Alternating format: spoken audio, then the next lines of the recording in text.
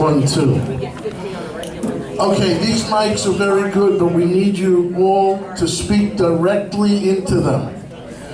Holding them like this, you see, you don't hear anything.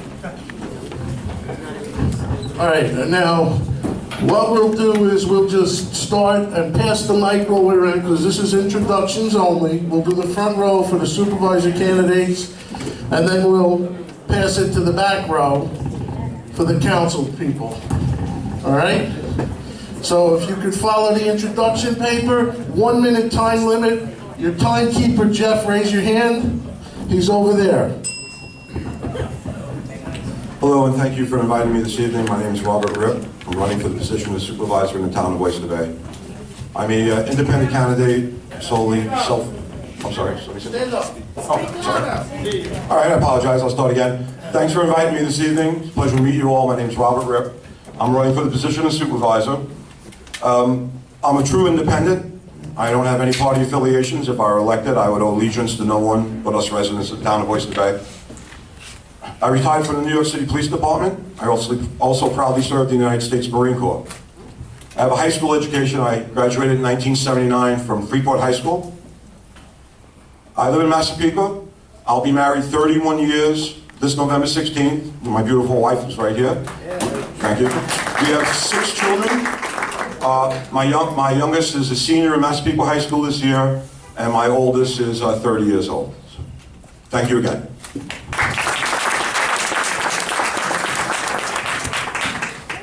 Hello, and thanks for coming out tonight. Debates are extremely important. You're doing your civic duty tonight for sure. My name is Jonathan Clark, and I'm running for the town of Oyster Bay supervisor under the Progressive Line. The Progressive Line is a party that I and Steve Abreu and Blair Fellows created in response to being suppressed by the Democratic Party. I'm an attorney. I have my own practice. I'm a trial attorney. And a part of my practice, we decided to do some pro bono work for civil rights litigation. So I like to consider myself a trial attorney as well as a civil rights litigator. My experience is I've always been interested in politics, but I'm not a politician. I did run for United States Congress last year against Tom Suozzi in the Democratic primary. I also I've co-founded a voters' rights organization with Blair Fellows, and last year we sued for the voter purges in Brooklyn, where over 100,000 people were purged from the voter rolls. I also represented James Cole. I don't know if you know about him. Recently he was thrown off the ballot. We successfully got him back on the 11th hour, and he was able to run in the primary. Thank you.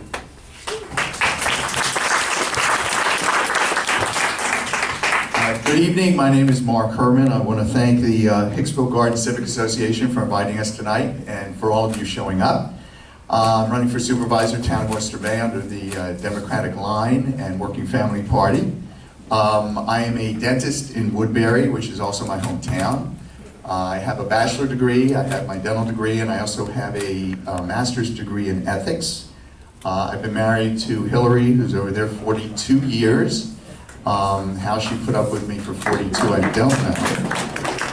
We have 3 boys, and 2 of them are married, and we have 3 granddaughters. And again, it's a pleasure to be here tonight, and I thank you all for coming in.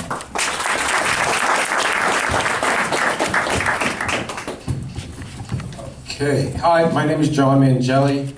I'm the youngest of 8 children, strict Catholic Italian family. We grew up in Comac. When I grew up, I was raised by watching Mutual of Omaha and Natural Kingdom and all the animal shows, and my dad said to me, he goes, I want to be a marine biologist. He said, nah, go marine biologist or a park ranger or Crocodile Dundee, something like that. Those are the first people that they lay off in recession. So if you want a job to make a change, be a lawyer. And that's what I decided to do. I went, the youngest of 8, I paid for my own law school, paid for my own undergraduate, University of Maryland, Thomas Cooley, president of my law school, president of every civic association in terms of fraternity brothers and law school that I've ever been involved in.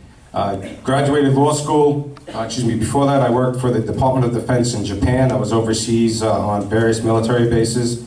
Thank you for your opportunity. It's very hard to get everything out in a minute. I ran 6 years ago for United States Senate. If you ever want to cross-reference what I'm saying now to what I said then, it's exactly the same.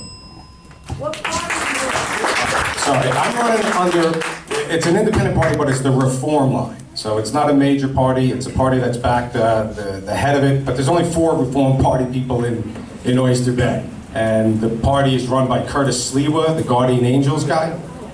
You ever know him?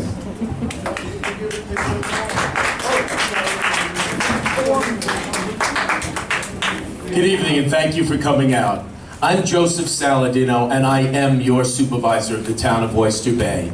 I'm running to continue the good work and the achievements that we've already made in the past 9 months. I'm endorsed by the Republican, Conservative, Independence Party, and the Tax Revolt Party. My job experience includes 6 years as a professional newsman, studying government and reporting on the functions of government, 9 years serving the supervisor of America's largest township, 7 years working in the town of Oyster Bay with the town board and with the Zoning Board of Appeals, and then 14 years as a New York State Assemblyman where I sat on the Ways and Means Committee, the Environmental Conservation Committee, and many other activities. I have a master's degree in journalism where I did my thesis in ethics.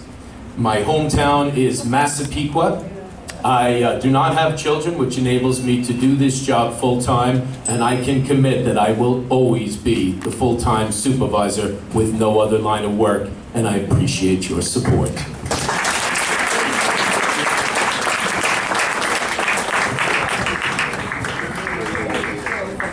Good evening, everyone. My name is James Versacchi. I am one of the people running for town council. I am running under the Democratic line. I am originally from Freeport.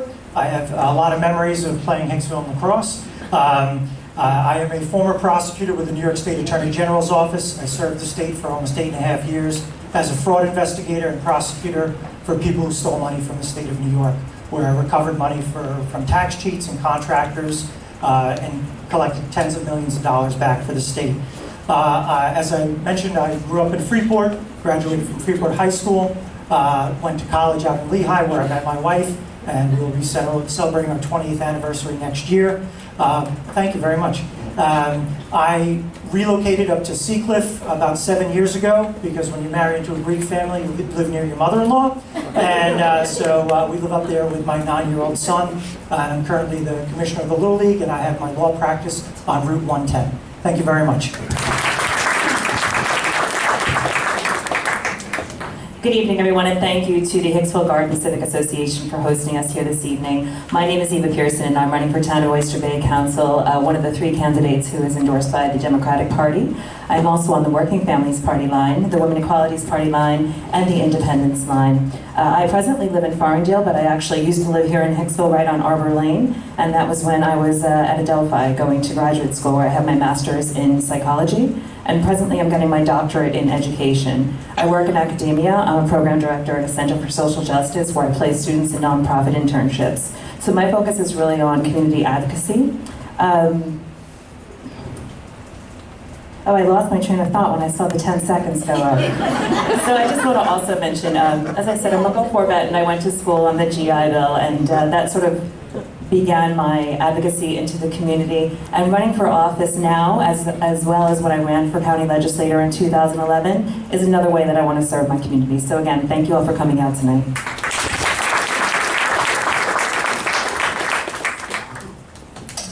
Good evening. Thank you. I'd like to thank the Hicksville Garden Civic Association and thank all of you for coming tonight. My name is Bob Fryer. I am running for town council in the town of Oyster Bay.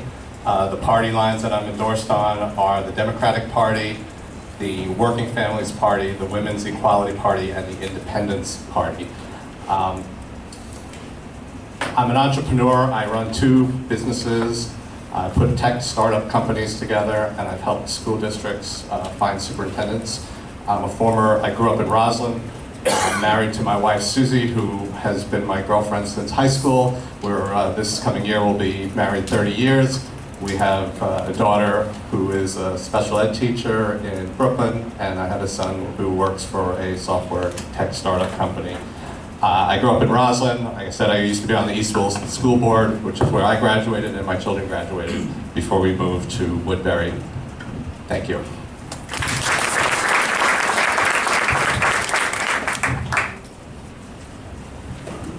My name is Stephen Abreu. I'm running for town council in Oyster Bay on the Progressive Party line, independent party line. My job experiences, they go far back to serving the community. I used to serve the community at McDonald's when I was 15 years old up until I was about 18 or 19. And from there I went to work at Abreu Assisted Living where I took care of the elderly. Since then also I've been working with students with autism for the past 10 years in the community throughout the district. More recently, I've worked with Local 3 for several years at Citi Field, Yankee Stadium, and Presbyterian. My education, I actually grew up in Hicksville up until I was about 8 or 9 years old, going to Burns Avenue Elementary. Then I went to Plainview, where I graduated there, and then I went on to Old Westbury, where I finished my degree in Politics, Economics, and Law, and presided over the Politics, Economics, and Law Club. My family, I'm the oldest of 3 boys. My mom's an immigrant from Ecuador, and my dad's a union Local 3 member, whose parents are from the Dominican Republic. And I've got a wonderful girlfriend, Alexa, who's finishing up her esthetician license right now. And I'm looking to serve you guys. Thank you.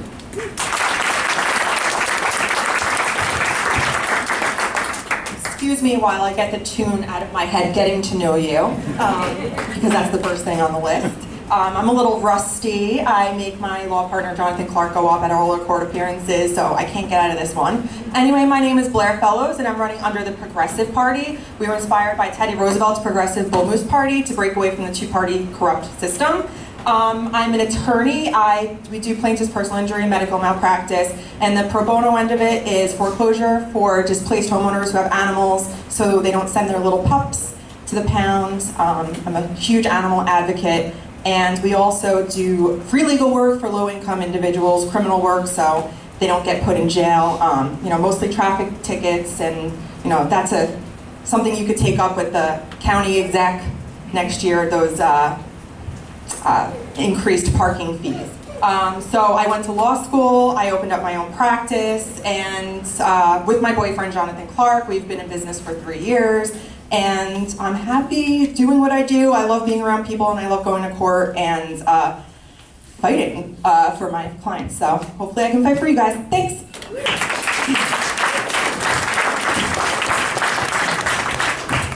How's everybody doing tonight? My name is Lewin Brodo. I am the brand new councilman in the town of Oyster Bay.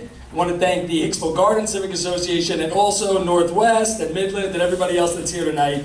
I'm running for councilman to keep the job that I was appointed to back in March. I have the Republican, Conservative, Reform Party, and also the Tax Revolt Party line. Job experience, I'm an attorney. I used to work for the Long Island Contractors Association, where I advocated for funding for road work and infrastructure repairs and improvements. I then went to be the prosecutor for the town of Oyster Bay, where I prosecuted quality of life violations, non-maintenance of property, illegal housing, things like that. Make sure that our town is nice and that we all respect each other. My education, I went to Chaminade High School. I graduated Fordham University and Brooklyn Law School with honors. I come from Plainview, and I gave up my job as an attorney to be a councilman full-time. The job is that important. We've got a heck of a financial mess that we've got to fix, and Supervisor Saladino and I are up to the challenge. Thank you.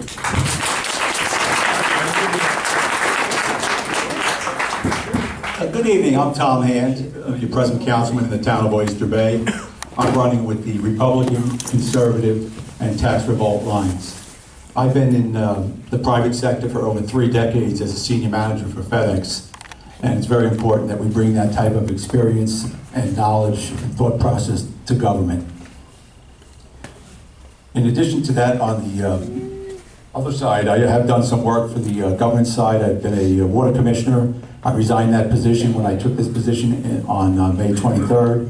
So I was a water commissioner in Massapequa for 5 years.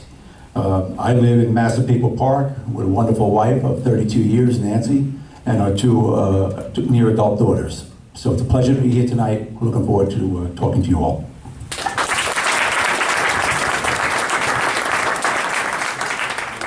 Okay, we're going to get the ball rolling. The first question is very simple. I'd like a show of hands of how many of you are familiar with the Hicksville downtown revitalization, because I don't want to ask someone a question who's not familiar with it. It's kind of not fair. Okay, so I saw Mr. Clark. All of you here? Probably not as much as him, but yeah. Well, I still, okay, so is there anybody up top that's not? Okay. All right, then what I have done, because I was questioned, I have slips of paper here with everybody's name on it. And what I will do is I will pick a name in order to call on a person to answer a question. And a question like this will let everybody have a shot at for 1 minute. Okay? All right. And again, only to the ones who raised their hand is what this was intended. The first step in the process of our downtown revitalization is rezoning of the area. A plan to do so has been proposed by council members several months ago. When can these changes finally be implemented? And I'll go to one in the pile of the supervisor group first, and that would be Mr. Mangelli. It's behind you.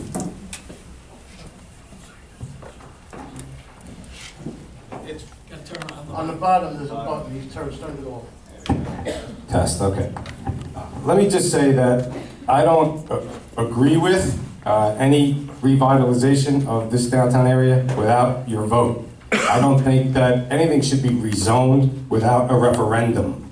There are too many special interests involved, and don't think that the special interests have your interest in mind. Yes, I like the Farmingdale area. I like to go down there. But do we need another one in Hicksville? That's up to you. My job as your supervisor is not to implement government. My job as your supervisor is to implement your decision. And I will present that to you in a referendum. True democracy is controlled by the people. That is what I offer you. I offer you a direct say in your government, regardless of the issue. The issue of revitalization of downtown 2 years ago when we spoke about it, a lot of you were not in favor of it. Some were. It's up to you. It's up to everybody. Okay, so it's up to you. That decision should be based on you, not the 5 or 6 or whoever's on the zoning board and who they're in bed with, honestly. Thank you. Can you pass the microphone to Mr. Brodo? Next victim. And I'm answering the same question, right? Yes. So the answer is as soon as possible. We recently received a $10 million competitive grant from the state of New York for the Hicksville Revitalization Project due to the efforts of our town board and our town supervisor. And we want to implement the recommendations of New York State before we go ahead and do the rezoning. In case they have good recommendations, we don't want to have to do it twice. So that should be coming down in the spring. There is a planner that was hired by the state to review the entire project. We were initially planning to do it in the fall, but we want to wait for the recommendations from the state, the planner, and take it from there. Should happen in the spring. With the community's input, of course. All right, Mr. Clark. Right, so as Mr. Brodo said recently, Cuomo granted $10 million to revitalize Hicksville downtown. My problem with this is that if we look at the town of Oyster Bay, it's not centrally planned. It's sort of haphazard how things happen. And now we're going to give the town, which is already financially strapped, $10 million. And as we've seen recently with the budget reports, they can't even report the money that they have coming in going out. And this $10 million is going to go into the fund, and what are they going to do? They're going to put a few planters down there by maybe the train station, or that's it. Honestly, we should have a moratorium on anything that's going to happen within the town as far as expenditures go, and so we can centrally plan out so it's a coherent town. I mean, we have something that wants to go up in Sears, and we don't even know if the traffic can support that. I believe in growth. I believe that we need development, and I believe that we need transit-oriented development, and the Hicksville train station is a wonderful asset to bring young people into the town who want to work in the city. However, how things are going out right now, I don't have faith that it can be even implemented in a coherent and smart way. So, I mean, the question was asking how soon can it be rolled out? I hope not very soon. All right, Mr. Versace. That one's in the other system, so I can't count on it. Well, thank you very much. A few months ago, I along with Dr. Herman, attended the event in the Hicksville gym where there were speakers about the revitalization. I know Councilman McEnone and Councilwoman Alicia worked very hard over the last few years with the community to get changes in revitalizing the downtown. Hicksville is an underutilized gem. It's the central hub of Oyster Bay. You have the largest and most used train station in the system, and it needs to be centrally planned. We will talk about smart development a lot because it is the way to look at it. My background is in construction, it's what I do for a living. You need to make sure that this is planned properly though with community input.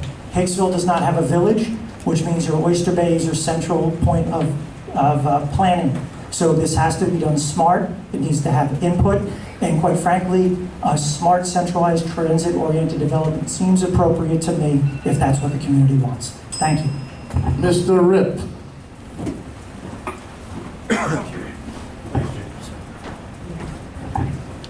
Hi. I also agree that this decision should be made with a referendum with a lot of input from you, the residents of Hicksville. Personally, I believe that you're going to have to create some sort of economic atmosphere to revitalize the area, whether it's introducing new businesses or new housing. I've heard arguments, arguments that, these people want to bring the city in here, these people want to do this. Listen, we need to get together and decide what the future of Hicksville should be, and I don't believe that it should be rushed.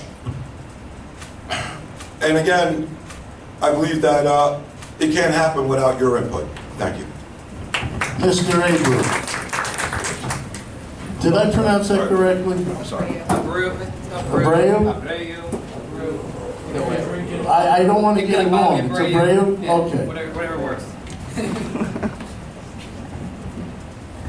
So, I wanted to echo what Mr. Mangili had to say about special interests and our town. I certainly don't want to rush into anything, especially with the town of Oyster Bay and things that involve a lot of money and a lot of contracts with law firms and developers. Our town is already too trenched with multiple special interests that have way too much power over the way things go, not just in the council, but on the campaign trail as well. And what I really want to do is take input from Hicksville. I haven't engaged with enough people from Hicksville to know where the community is at, but what it's about to me is growth, and if we're going to start building more retail shops, bars, housing, whatever it may be, the biggest question I also have too is parking. Parking's already a nightmare for people trying to commute into the city. I can only imagine how much more it'd be with additional buildings, retail and everything. So I'm not trying to rush it. Thank you. Mr. Saladino. Thank you. This campaign is about contrasts. Contrast in ideology and our experience. And what I bring to the table with my Republican colleagues is tremendous experience. I was part of the legislature that created the Economic Development Grant Program. Then I came to the town of Oyster Bay, understanding the program, and I was that missing piece that worked hard, along with all of my colleagues on the board, to ensure that we won that grant for $10 million in downtown Hicksville. Very proud of that. We're going to work along the timeline that the state mandates. We understand how it works. My colleagues are nibbling around the edges, not understanding the law and the mandates involved. We're looking to build a High Line, spend real money to straighten out the situation in downtown Hicksville, build parking, and I'm working with the governor on the $134 million rebuild of our railroad station to create in downtown Hicksville the finest downtown anywhere on Long Island, with your help, with your input, and we will get it done correctly because we have the experience. Mr. Fryer.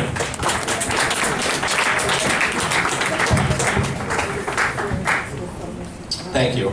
I too have attended some of the community meetings that have been spearheaded by Councilwoman Alessia and Councilman McIgnone.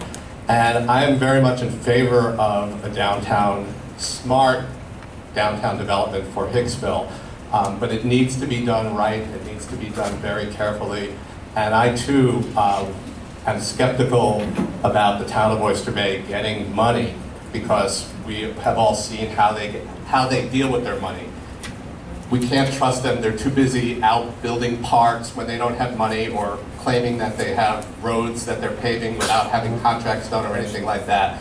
So I am for the development, but it needs to be done smartly and carefully. Parking needs to be put into consideration. Parking is a nightmare. That's a real quality of life issue here in Hicksville. I feel Hicksville has been neglected by the town of Oyster Bay for way too long, and it's time we put a good focus on this.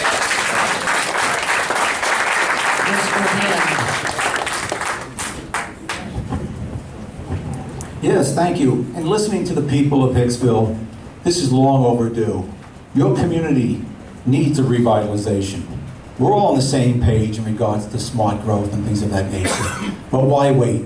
You deserve it, and you deserve it now. We were able to receive $10 million grant from the government, from the town, from the state. Let's move forward with that smart growth. Let's put things where they belong downtown here in Hicksville. Thank you. Mr. Herman. Thank you. One of the things that we're going to do, the town is very, very large. It's very hard for us to hear what you have to say. So one of the things that we're proposing is a residential advisory board, and each area will have that. So we're going to do what you want us to do. We believe in transit-oriented development that'll bring back our young people. It will revitalize the town if you want that done. We are hearing when we're knocking on doors that it is what you want, so hopefully we'll move in that direction. The problem with Hicksville, it's always been the stepchild. Your traffic is terrible, your parking is terrible, you have 106, 107, which is a high-speed highway. All those things have to be addressed. The $10 million, it was great what Councilman McEnone and Councilwoman Alessia were able to get. If things are socially, environmentally, and economically sound, then they should be done. But when you rush into something, you wind up with a Hicksville garage. And we don't want that to happen.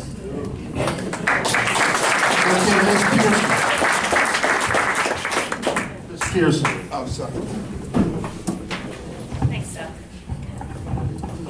So I think everybody said a lot of what I was going to say. Including the need to get resident input on whatever plan is going to happen here. But so I'm not going to repeat a lot of what everybody else has said, but I have a question for you, and that is, what is the master plan for the town of Oyster Bay? Because it seems to me that what has happened to the town of Oyster Bay insofar as development, it's been very piecemealed, and as other people have pointed out, Hicksville has been ultimately neglected. Or we get little pop-ups about projects that are going to happen, a month or two before Election Day with no real promises behind them. So what we need to do is we need to create a master plan for all of Oyster Bay that includes resident input, including everybody here in Hicksville, that keeps our loved ones near us, because really what we're talking about is downtown revitalization so that kids can graduate from college and stay near their parents and stay where they grew up, while still maintaining the suburban lifestyle that we've all moved here for to begin with. Thank you. Ms. Fellows? The last one standing. So my big question is what's going on with the Sears parking lot, who's buying it, what law firms are involved in it. You're going to hear throughout the night this law firm Harris Beach, and they have a high level of involvement in the town of Oyster Bay. They were the ones that guaranteed the Sing loan. And I would be suspicious of any development coming from the town of Oyster Bay, because I think that Harris Beach wants the land deals like they did in Long Beach, where they're giving a $80 million tax abatement to a wealthy out-of-county developer who lives in the city. And so I have huge concerns for development. I am happy to hear that there's going to be a High Line, because it is a dangerous road going down Broadway. And as a plaintiff's personal injury attorney, I do have clients. I have a client who got killed in Great Neck. A car ran over her. For public safety reasons, I am for some sort of development, but I would need more information on planning, and certainly parking would be an issue. Based on everyone's answers, I know our audience is extremely educated to this topic, so I believe everybody has an idea of who satisfied that question and how they like the question having been answered. So I'm going to step up to one thing. I think that covers it, and it'll take care of it. I'd like to respond to what you said. Well, I'm giving everybody a chance to answer the question, and when we wrap up at the end with the closings, you can address anything like that. Okay? Now, right now, I want to ask everyone, what is your position on the heavy truck traffic traveling on South Oyster Bay Road that a lot of people need to relieve the congestion on 107? And again, I'll pick names and we'll get everybody to do a 1-minute answer to this. And the first one is Mr. Clark.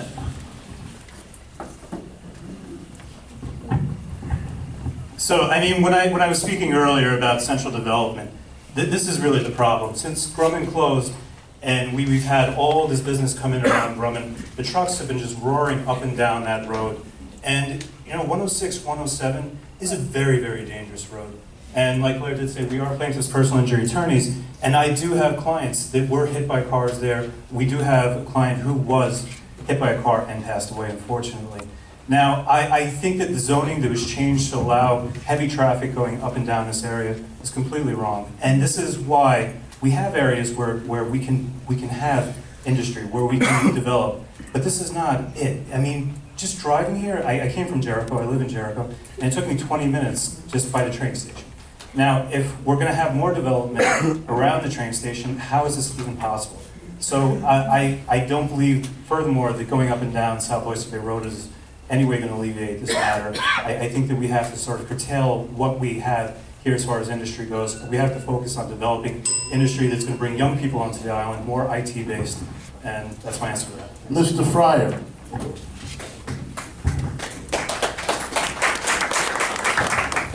Thank you. I was actually attending several board meetings when the topic actually came up in the town of Oyster Bay, and I believe it was Councilwoman Alessia who actually led a vote to ban trucking on South Oyster Bay Road.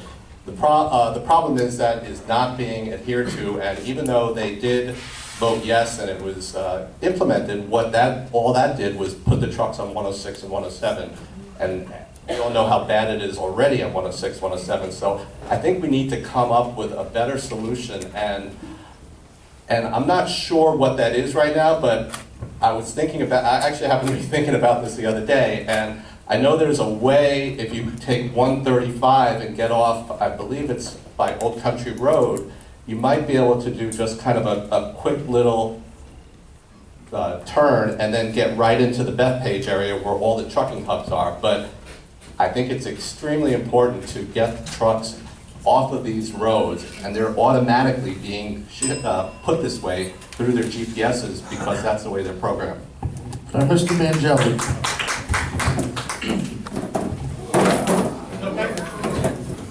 Easy, big fella. You know, there's a lot to say. So first of all, I just want to say, graduated high school, I was an operating engineer, Union 138. I was in construction my whole life, been 22 years as a lawyer. Every year as a lawyer, we have to do 7 or 8 hours of continuing legal education. Been in construction my whole life. Last election, the prior administration, first of all, you have to have knowledge of forethought. 3 years ago, I was at a protest on South Oyster Bay Road for them to take down those trees. It was pretty obvious what they were doing when they were taking down those trees. The town government at that point in time told us and the groups that were involved that the trees had to be removed because of sidewalk violations and people were tripping and falling. Any lawyer, anybody with common sense knew that that was full of baloney. They were taking down the trees in order to provide the access for the cars to go down. This simple, we cannot go back. We have to deal with the sins of the past, right? So what do we do going forward? Slow down. Slow the trucks down. You want a simple answer? You want a common sense solution? Where are they going to go? They're going to go there. How are they going to get there? Somebody's going to be pissed. Somebody's going to get hurt. Slow them down. Everybody drives like lunatics. It's crazy out there. The high beams, everybody's doing 90 in a 30-mile-an-hour zone. How about you do 25 in a 30? How about the trucks have a 10-mile-an-hour speed limit below everybody else? How about that? Okay, Mr. Brodo. Thank you. The problem with the South Oyster Bay Road being used for truck traffic is that it diverts all of the traffic through the local neighborhoods when people are trying to get off of 107 and find a shortcut to save a couple of minutes. So the answer is we need better enforcement Unfortunately, it's not the town that enforces traffic restrictions, it's the Nassau PD. We need to step up to the plate. We need to get on our Nassau County representatives and have better enforcement. As for the trees on South Oyster Bay Road, Mr. Mangelli, I was also there protesting when they took those trees down, but it was Nassau County that did it, not the town of Oyster Bay. It's in the town of Oyster Bay. Yes, it's in the town of Oyster Bay, but it was done by Nassau Your County. administration, let it happen. Your Republican administration, let it happen. Please, none of this He crosstalk. said it to me. He's gonna None of this crosstalk for either one of you, please. He's gonna call me, I'm gonna call him back. All right, We that's need it. better enforcement of our existing traffic regulations. That's the answer. Mr. Saladino?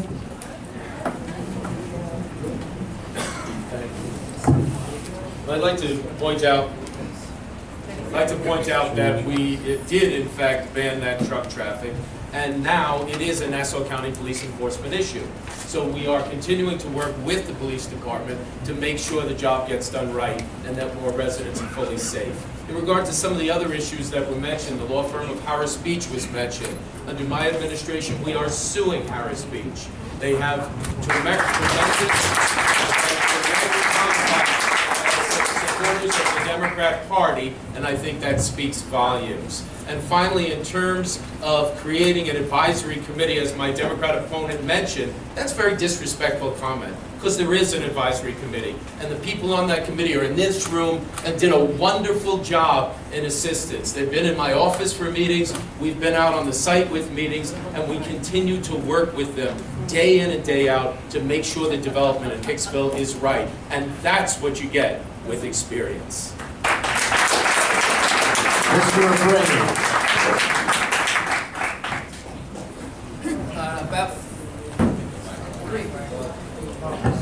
About 3 years ago, I got involved with local politics, fighting the speed zone cameras out on South Oyster Bay Road and all over Nassau County. A few of you here were with me on that. One of the roads that we had speed zone cameras on was South Oyster Bay Road, right in front of Our Lady of Mercy Middle School and church.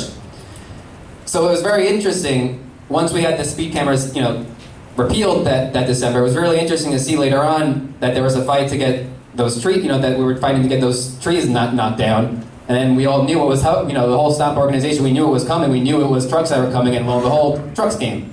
So it really makes no sense why they ever diverted them down that road in the first place. I don't really know.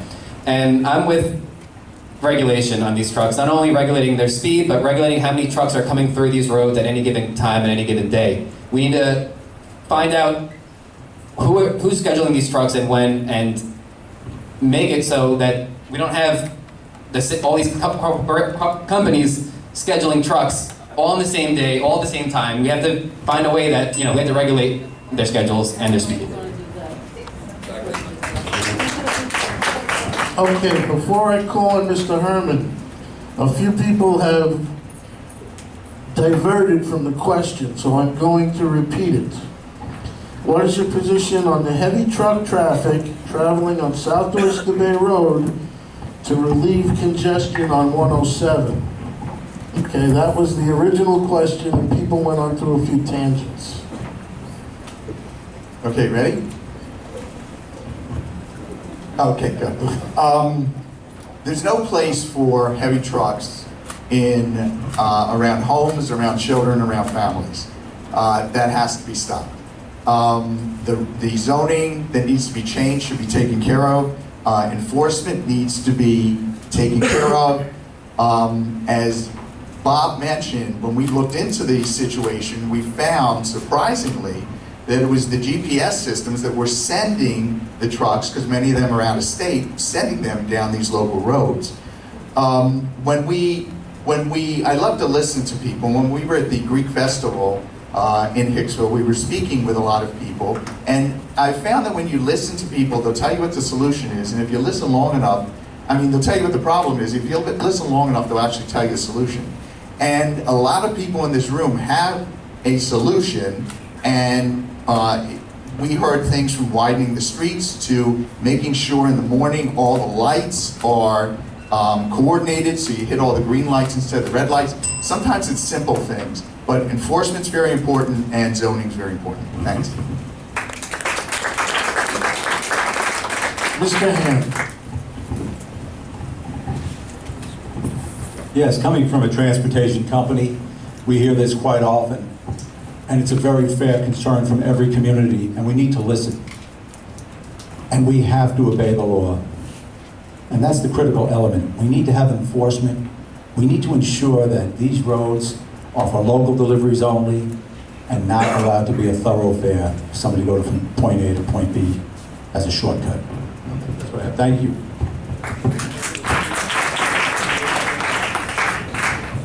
Okay, and now Mr. Rip.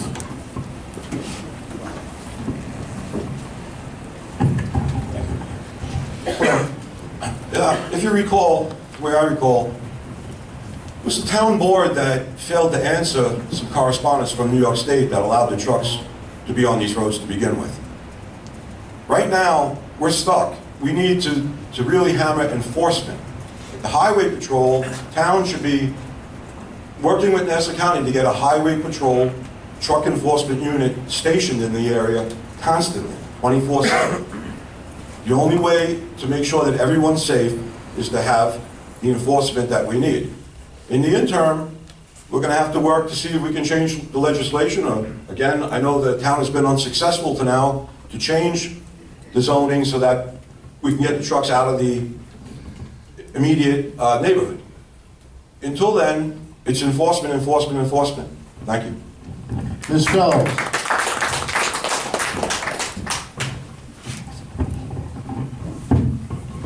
I don't know about you, but I travel from Jericho to Plainview ShopRite, and I know a lot of people from Hicksville, Syosset, you know, that's the main supermarket we go to, also Trader Joe's, so I find South Oyster Bay Road to be an extremely busy road and not a road for trucking.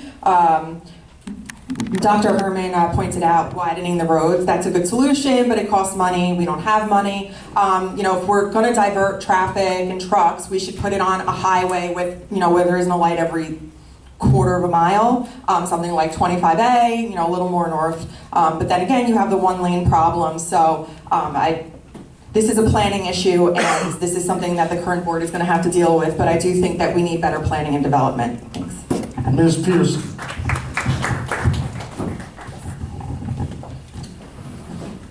So I'll start by saying that in Farmingdale, where I live, I actually was part of a group of people who advocated to get a traffic light changed and get the speeds pattern changed after there was several deaths on the corner of Main Street and Fulton Street. And that actually is something I had started back in 2014 with emails to Assemblyman Montesano that went nowhere.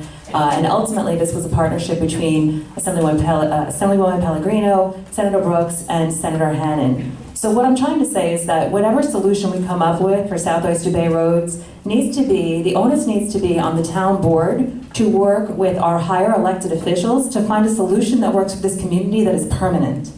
Because if we do not work with the powers that actually have some control about whether the New York Department of Transportation can do a traffic study to give us some real informed decision about what needs to be done, we're ultimately going to be having this conversation year after year after year.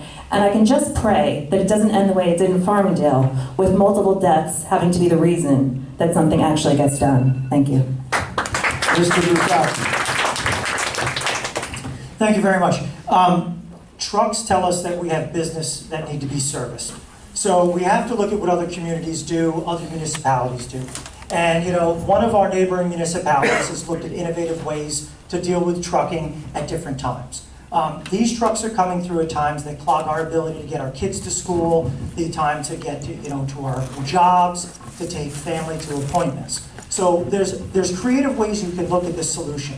The heavy truck traffic is just unbelievable when you come down here. So one of the ways to look at it is there a way to incentivize truckers, such as carriers, such as the delivery trucks that are coming through, to come at off-hour times. And if we can do that, working with the state and with the enforcement agencies that we've mentioned, you're going to be able to divert traffic away from residential communities where it's unacceptable, and then also move it into roads that are designated safely for trucks. Trucks do mean business, but we need to make sure that they're safely running through our communities. Thank you very much. Okay, next question. What is your preliminary opinion of Seritage applying for 590 housing units in the mixed-use project proposed to replace Sears? Can you repeat that, please? All right, I'll repeat it. Okay, no problem. What is your preliminary opinion, because we can't ask somebody on the town board to be predisposed. This is a preliminary opinion of Seritage applying for 590 housing units in the mixed-use project proposed to replace Sears. Okay? And we will start with Ms. Pearson. So this goes back to what I was saying before about the need for a master plan. As I mentioned, I live in Farmingdale, and when I bought my house in Farmingdale about 10 years ago, Main Street Farmingdale was completely empty. It was literally like a ghost town. There was about 2 restaurants. After a large, long-term study about downtown revitalization that was Farmingdale specific, we now have a booming downtown. We have transit-oriented development, and as I said before, this was all done with large community input and a lot of actual studies too. And what we found is that we benefited from mixed use, but we also kept it controlled to what the community wanted, which means that we have now some stores on the first floor and then only 2 stories rather, that are apartments. If that's what the residents of Hicksville decided they want, I can only tell you that it benefited Farmingdale greatly. It increased the tax base, and that's something that the town of Oyster Bay needs in order to pay off the $850 million of debt that we have. Thank you. And next up, Mr. Mangelli.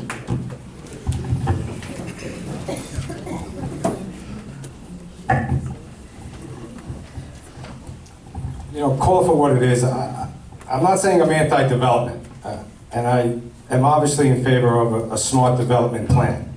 But I drive up 106 with just the mall there that takes me almost a half an hour from Jericho to go through the mall to come through. So it's only going to get worse. I don't think it's a good idea.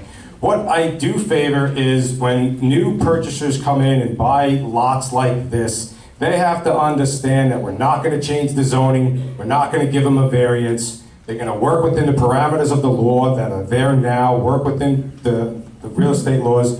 And the difference between me and maybe somebody else is I'm not going to have to outsource to look at these things. I'm a lawyer for 22 years. I'm going to be able to see these contracts. I'm going to be able to see through all of the baloney that these guys are trying to pull over your eyes. And we're going to stop it right in-house. We're not going to have to go outside and hire outside attorneys, outside construction agencies, nothing. It's all going to be done in-house. It'll save you millions of dollars right then and there.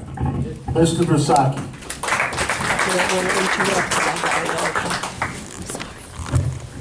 So the question is what are the initial thoughts about Seritage, which is the development arm of Sears that is a nationwide developing entity. I don't know where you'd put 590 units with multiple people with the traffic that it would put on 106, 107. So the answer to the question is I'm very skeptical about a development of that size in this community. That being said, I know they were talking about putting about a 30,000 square foot supermarket in the area. So you have to look at anything. You're right, we can't be predisposed. If we are elected, we don't want to be on the record saying we're opposed to something initially, but here's the point. I don't know where you put that kind of traffic. Up where I live, Glen Cove is talking about putting in 1,000 units on Garvey's Point for small arterial roads that cannot handle it. We all know that when you're coming off 106, 107, even going near Jericho Atrium or the Whole Foods, the traffic is a dead stop. So, quite frankly, until the traffic problem is addressed, I don't know how you could be in favor of this. Thank you. Mr. Griffin.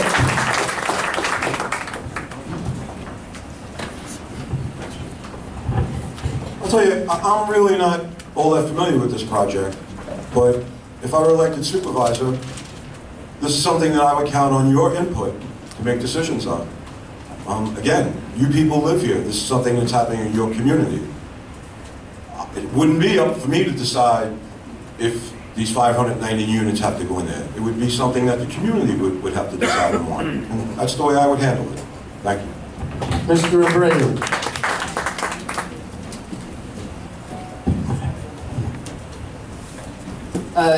This is the growth that the community wants. Like Mr. Rip said, this is the growth that the community will get.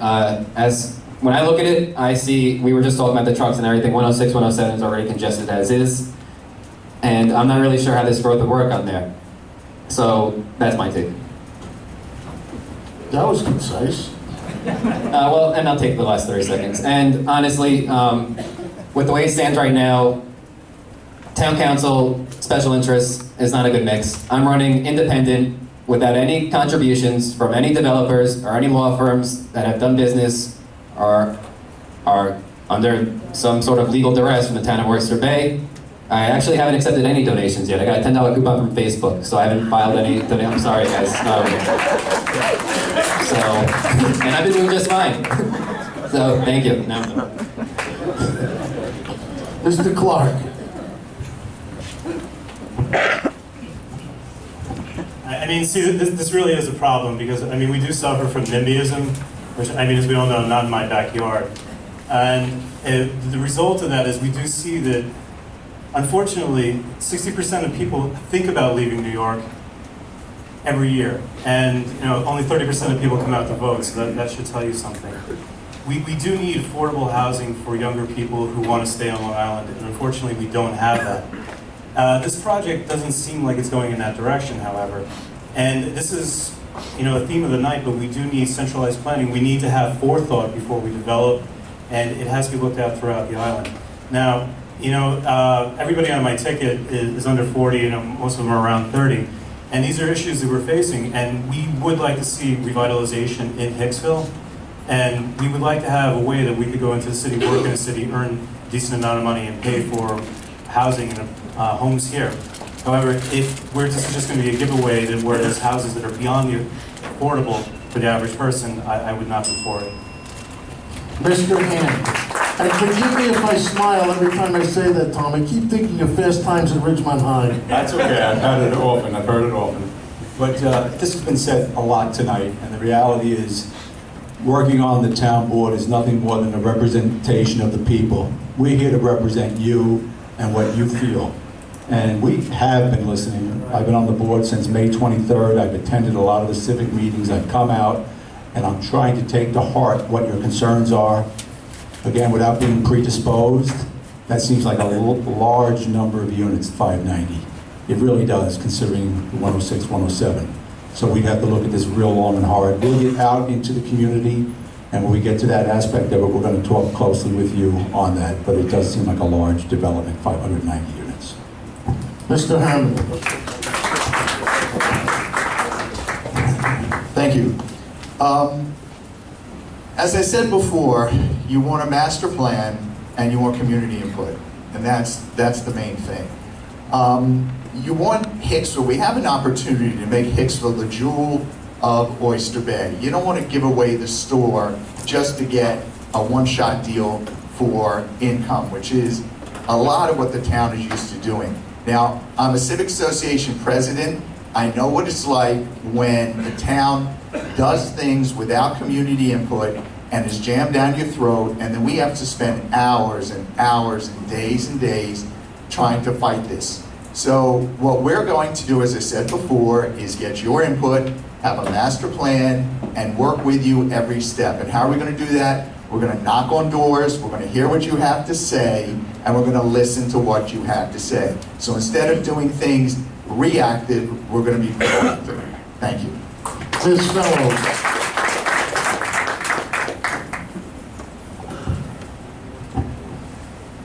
The party bosses don't want your input. The Democrats like to develop. Mr. Vorosky brought up the 1,000 units in Seacliff. Those units were by a developer, Reckler, huge Democratic donors. And the community went to the legislator and they asked the legislator to put the kibosh on it. The Democrats and the legislator grandstanded. A lot of them are for development, but you know, the grandstanding was because this was on a Superfund site. And so there was quality of life issues with the water, and so that development's going through. So I think 1,000 units isn't, you know, fit for an area like Seacliff. There's only one road to get up there, so, you know, my fear is if the Democrats get in, that Harris Beach is going to come and build for their liking in their pockets.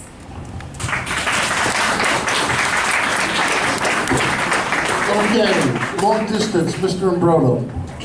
Thanks, Joel.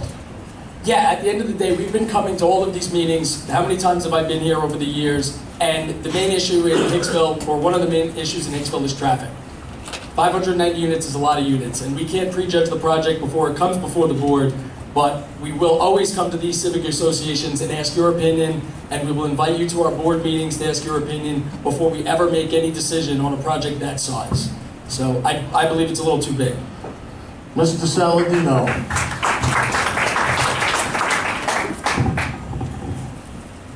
Thank you. In terms of answering that question, while I am not prejudging this application, 900 plus units is entirely too big, and as supervisor, I would never approve that number. It's not respectful to Hicksville and the people who have been working so hard in this room and other organizations that we've met with time and time again, working on that master plan that some haven't had an opportunity to even see. Now, a comment was made by our Democrat opponents about the debt, and this is something that is a misnomer. The town had $658 million in debt. I have reduced, working with my Republican colleagues, I've reduced the town's debt by $71 million, and that's real. You can see the numbers. And by year's end, it will be reduced by $85 million. We proposed a budget that reduces taxes. Please hold it down in the audience. And reduces the debt another $50 million. 2 years combined works out to reducing the town's debt by 22%. That's how you revitalize, that's how you spur the economy, and that's how you return the town of Oyster Bay to fruition. And those are real numbers. It's about time people start telling the truth. Ladies and gentlemen, please hold it in the audience. Treat everybody the same way. Please hold it in the audience.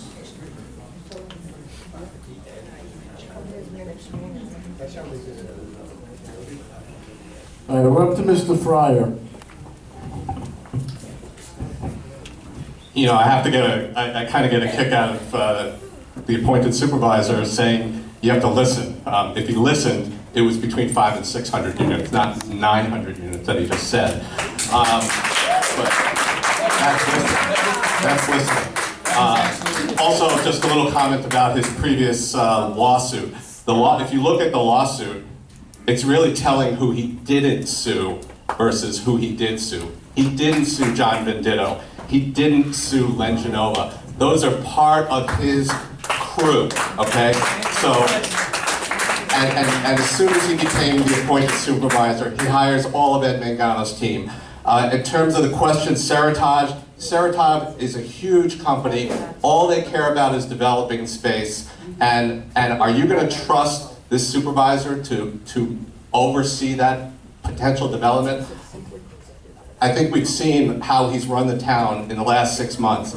I would say don't trust him, because he's proven he's not trustworthy. Okay. I have to ask everybody, we need to have some decorum here. Joel, didn't you make a mention about personal attacks in the beginning? Yes, I was just going to refrain. We need to hold on about personal attacks, please. Please stay on the issues and the questions. And this is for everybody. I was waiting till you were finished to say something. I didn't want to interrupt you.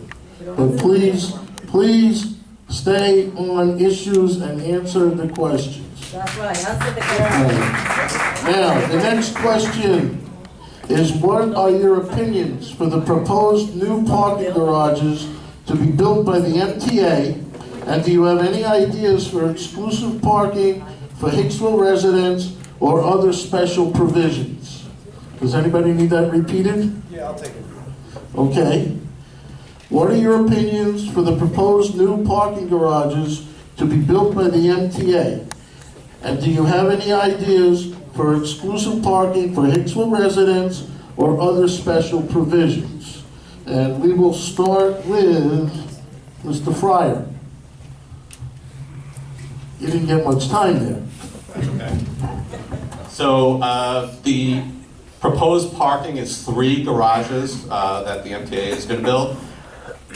As far as, Hicksville has a huge parking problem, and I believe that those are necessary.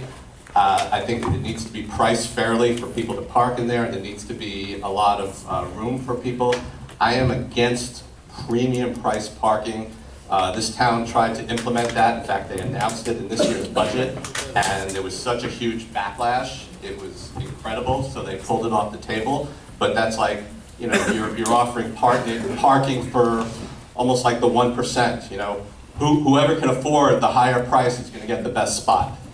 Those are the kind of ideas that this town board comes up with. So I am against premium parking, but I am certainly for the way the MTA has this in their plan.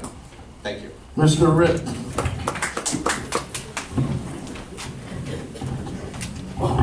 Oh, you obviously need the parking.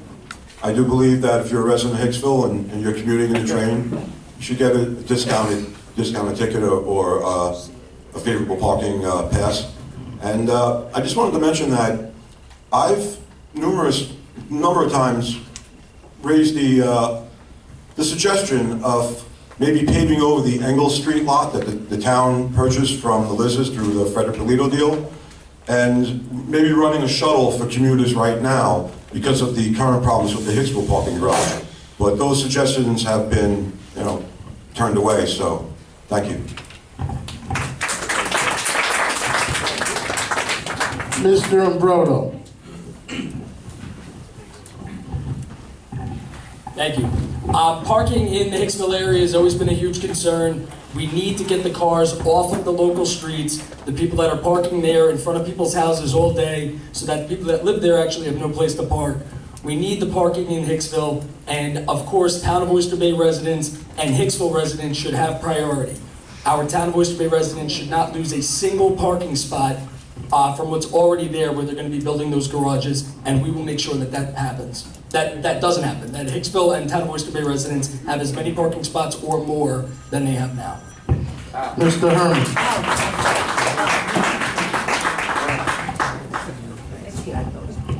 Okay, just to repeat,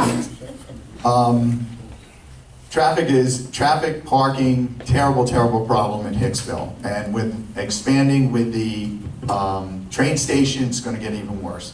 So number one, as we just heard, you need to give priority to Hicksville residents.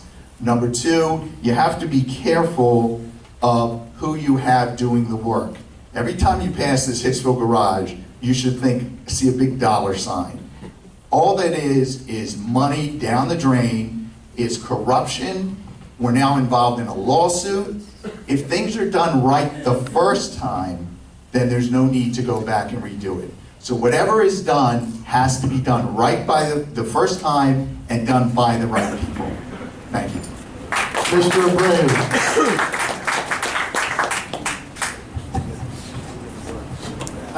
Working for Local 3 IBW for several years, I parked and commuted from Hicksville plenty of times, 1,000 times. And even when I get there as early as 5:25 to catch that 5:35 train to Penn Station, I would still have trouble finding parking. And if you can believe that, I don't know how many of you see the parking lot that early. It's insane. And I can only imagine how it is by the time 8 o'clock, 8:30 rolls around. We definitely need more parking. When I heard about that premium parking idea, I was completely against. I couldn't believe that they would do something like that. My political background is Bernie Sanders, so I'm completely against giving special privileges to rich people, including donors. But I do think we need something for Hicksville residents, because a lot of people in Town of Oyster Bay use Hicksville, not just Hicksville residents, not just Plainview residents, and there needs to be something to give priority to Hicksville residents, because a lot of people use our parking lot because they know how big it is, and it's pretty cheap, 20 bucks for 2 years. It still is that, right? And I want to keep it that way. Mr. Clark.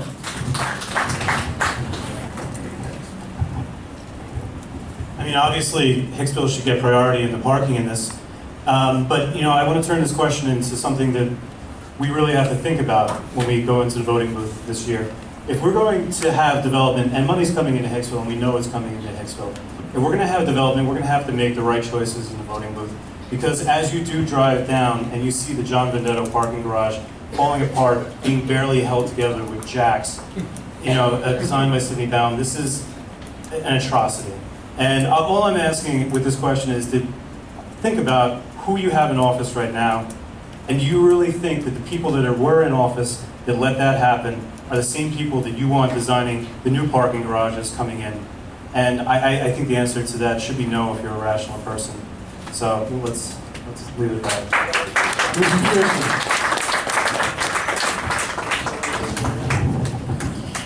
How's that parking garage working out for you guys? Don't want any more. Exactly. You don't want the same people taking your money, the same corrupt government with a lot of the same players coming in and wasting more tax dollars on a parking garage that you may not even have access to, even if you do get there at 5, 6, 7 o'clock in the morning. I actually was walking around Hicksville this past weekend, going door to door, meeting voters, and I met a couple who said that they have a parking pass for the Long Island Railroad Station, and they went there on the weekend and they couldn't get in. And the excuse from the town of Oyster Bay was that, oh, there's no attendant there at that time. So they're doing everything that they're supposed to be doing, and yet the town is failing them, because that's what the current town administration does. It fails its residents. Thank you. Mr. Minigilli.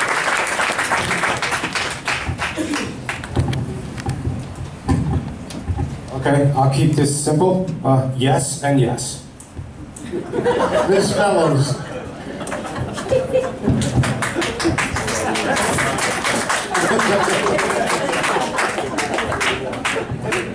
So my sister moved here from LA. She left when she was 18. She's 34 now. And my brother has to drop her off at the train station at 7 a.m. every morning. She got her parking sticker, but she can't park.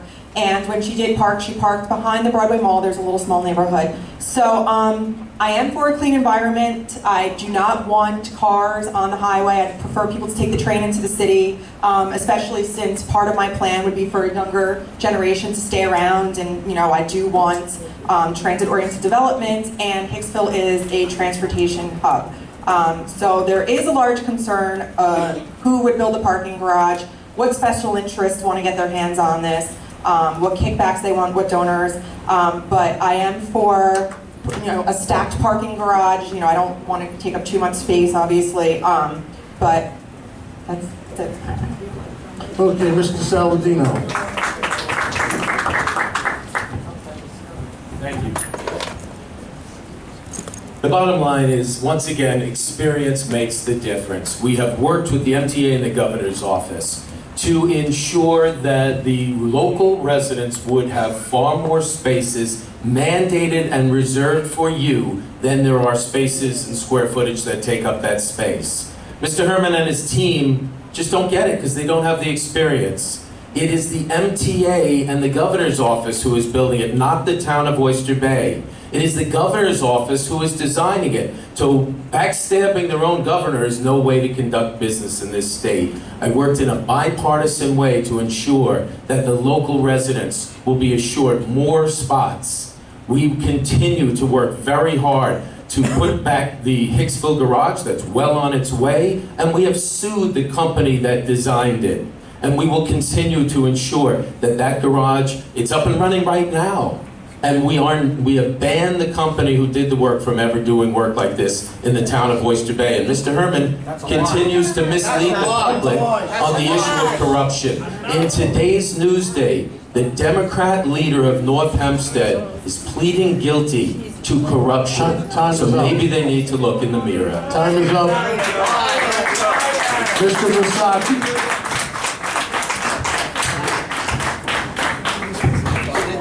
Thank you very much. So, yes, you do need more parking, and you do need these parking garages. And the answer is that these are MTA-built garages, no doubt at all. Hicksville and the theater communities that use Hicksville every day should get preference. That's the job of the town board and the supervisor, is to protect them. But let me tell you why experience does matter, ladies and gentlemen. Experience matters because the people who sit on this board either served in the town attorney's office or the director of operations for this town under John Venditto. They have not banned the engineering firm that designed your garage. That company still does business with this town today. There was a pledge to ban them, and then miraculously it didn't happen. So the problem is you have to scratch the surface to get the truth. And experience does matter. And you know why you want normal people to run? You don't want politicians to run. When you get people who are prosecutors, who have businesses, who have small business experience, who've run successful practices for 30 years and are successful, we don't need to hear the rhetoric. We don't need to attack anybody, because our experience matters. We will build what's right for this community, not the other side. Thank you. Mr. Hammond.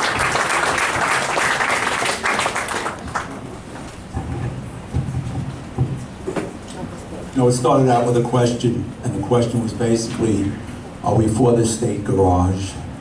And the people of Hicksville deserve specialized space. Mr. Vangelli, he said yes and yes, and that is the answer. You clearly deserve a good portion of that. Supervisor Saladino did state that you're going to get not only the footprint that would have normally taken up that space, but you'll have additional spots as well. So that's accurate too. And when we say that you shouldn't let the town build it, this is the MTA, so let's be fair about it. We are working to help the town, the area of Hicksville within the town of Oyster Bay. We're coming out. We are good and honest people. I personally am very tired of having the corruption word thrown out. You know, my dad died back 4 years ago, and he left me with one thing. He left me with his name. And I'm not going to do anything to ruin that. Thank you. Okay, next question. Do you have a plan for the property of the former Engle Street asphalt plant? Since Mr. Rip started to answer that before, I'm going to let him go first.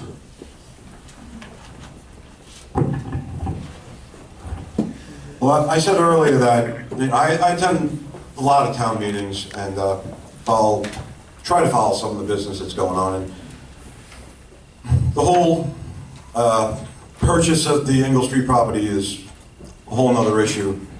I thought that while the Hicksville parking garage was being repaired, that from probably minimum cost we could blacktop that area right now and use it for some additional parking, and like I said, run shuttles. And I brought that to Mr. Saladino's attention a number of times during the town meetings, but he really doesn't listen to anything that I have to say. I think we should ultimately sell the property. I mean, what have we done with it since we bought it? We paid twice what it was worth. I don't know what we're going to get for it if we sell it, but it's not doing anything for us sitting over there. Okay, Mr. Hanlon.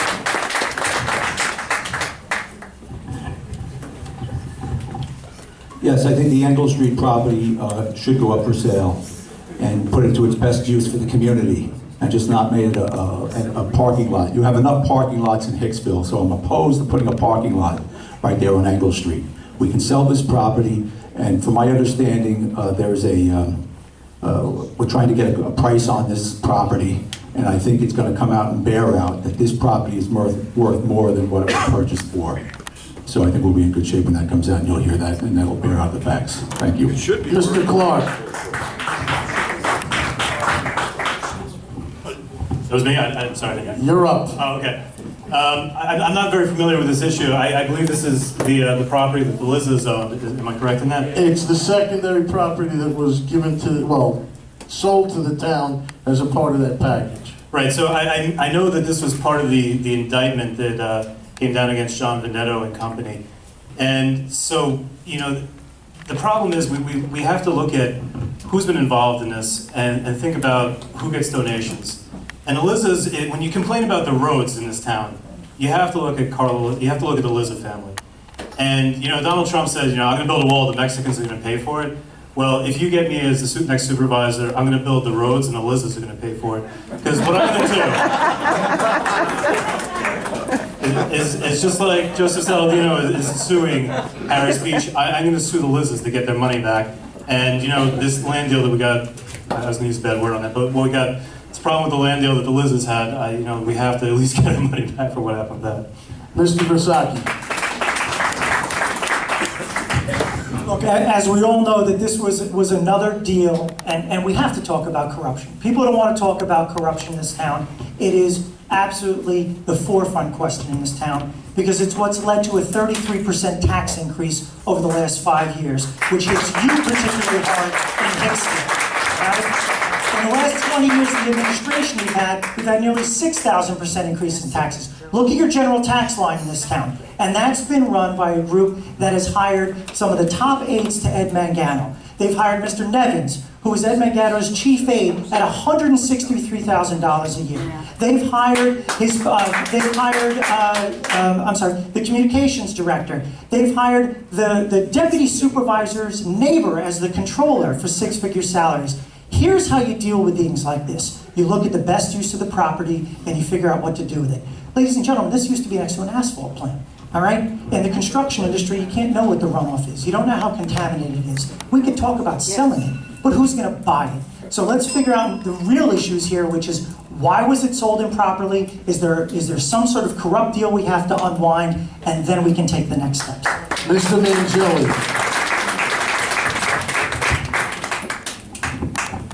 Okay, one of my law professors used to say that I was short and sweet. Okay, so the simple answer is I am against the sale of any public property, public utility. I'm against the privatization of public services without a referendum. I don't want him, I don't want any of them selling anything that I own with you without my vote. Now they can all come in here and they can say, yeah, we're gonna talk to you and we're gonna get your input. We all know they're full of baloney, all of them. The Republicans complain about the Democrats complain about the Republicans, and no matter who's in office, it's the same baloney. You need an independent in there who's not gonna be tied to anybody. And I can tell you that both sides are tied to somebody above them. We need to have referendums. I'm not gonna sell it to somebody who I'm friends with, who donated to my campaign. Whatever the baloney is, we all know it. Read Newsday, it's all in there. Mr. Pryor. You know, this property is obviously a very sad chapter in the history of Oyster Bay. That was, you know, part of the recent arrest at John Bandito, and I think it was 8 people that got indicted on the same day. It was about 3 months ago. It should be noted that Mr. Saladino was John Bandito's director of operations. That piece of property, I guess in my opinion, it probably should be sold, but again, we don't know what the environmental hazards are there. And we need to figure this whole thing out because there's such corruption behind this. You know, part of the day of arrests were over this property. A current town employee was involved. Mr. Saladino announced at town hall that that employee is suspended. That town employee is still working with the town. So I think this property needs to be looked at. This property needs to be sold, but it needs to be done transparently. Bids need to be put out on the table with everyone. No contributions should be taken from anyone who buys this property, ever. Mr. Herman. All right, just to echo what Bob said, the property, what we do with the property is what you want to be done with the property. But I have to tell you, there's a reason why this property has sat vacant. I don't know what the reason is, but there's something going on, because a piece of property doesn't sit vacant in the town of Oyster Bay. So if we do decide to sell it, I'm not sure who's going to buy it, but I can't wait to get into town to be your next supervisor and to unravel what is going on there, because there's something behind the scene that we don't. All right, the library's closing at 8:30. So, just to finish, there's something going on, there's something rotten in the town of Oyster Bay, and once we're in, we're going to figure it out, we're going to unravel it, and then we're going to work for you. Thank you. Mr. Brodo. Thank you. The history of this property goes back a long time. The residents of Hicksville know it well. It definitely was a good thing to close the asphalt plant that this sale was involved in. Now we have the property. I believe that it should be sold. It should be sold for fair market value. We'll get an appraisal. We'll follow all the procurement laws. We'll be totally transparent, and we'll sell the property. Now, there's been a lot of talk about corruption. Yeah, maybe there was some corruption, but we're new. That wasn't us. Okay? You want to lay that on the feet. That wasn't us. I've been on the board for 6 months. The supervisor's been on the board for 7 months. We had nothing to do with any of that. So you're running yell and scream about corruption, but you're talking to the wrong guy. You're done. Okay? You want to talk about taxes? Our administration is proposing a tax cut in our first budget so that everybody in this room, all of our seniors, all of our young people, can afford to stay here on Long Island. Thank you. Ms. Fellows. Working in the town attorney's office. Yeah. So there's two parts to my answer. Part number one would be growth. I would like to see some tech jobs out here. We have a lot of commercial, we have a lot of retail, we don't have any affordable housing, but I went to Brooklyn today with my law partner Jonathan, and I saw a lot of people on the computer, and they'll contribute to the local income. They will shop locally, and sorry, what did you say? So part number two to this is corruption, and everyone's going like this, but Harris Beach, the law firm of the Democrats who donate to the Democrats in this room, was sued by the town of Oyster Bay for aiding and abetting fraud. So if you go online, you could view the lawsuit. It's about 40 pages, and I suggest everyone look at it. Harris Beach has been dancing around with the Democrats. They go to all their fundraisers. They stand by their side, but they want something from this town. They used to do municipal bonding for our town. So they no longer do that, but they were making money off our town, and they want to continue making money off of our town. So, it's just going to be a different face on it. So I encourage you all to look up the law firm of Harris Beach. Again, I caution people to stay on topic with